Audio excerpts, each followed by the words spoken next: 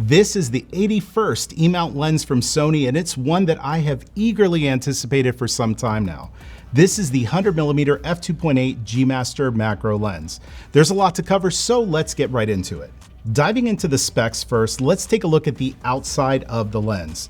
The 100GM macro has a dedicated aperture ring with an iris lock switch that helps you prevent accidentally changing your settings. It could also be declicked to allow you a smooth rotation when you're shooting video. You'll also find two focus hold buttons that can be customized in the camera menu to access your most commonly used settings. There's also an auto and manual focus selector switch to toggle between those two settings, or you could use the sliding focus ring on the lens to switch between those modes even faster.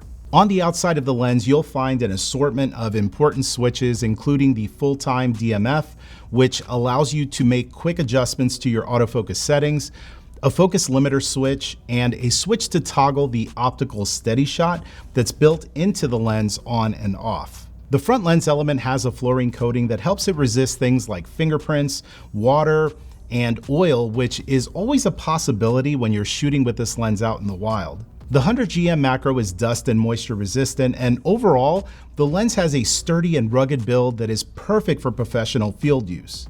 Inside the lens is where things get interesting.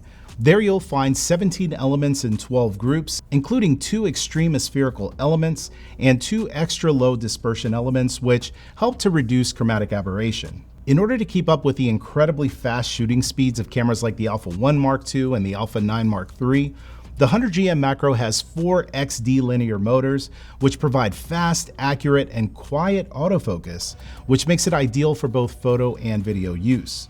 The 11-blade circular aperture helps this lens create the smooth bokeh that G Master lenses are known for, and with a 1.4 times magnification, you're able to capture extreme amounts of detail. It's also really exciting to see that you could go beyond the 1.4x magnification by using the 1.4 and 2x teleconverters from Sony. I think there will be some very unique images coming from the combination of these teleconverters with this macro lens in the near future.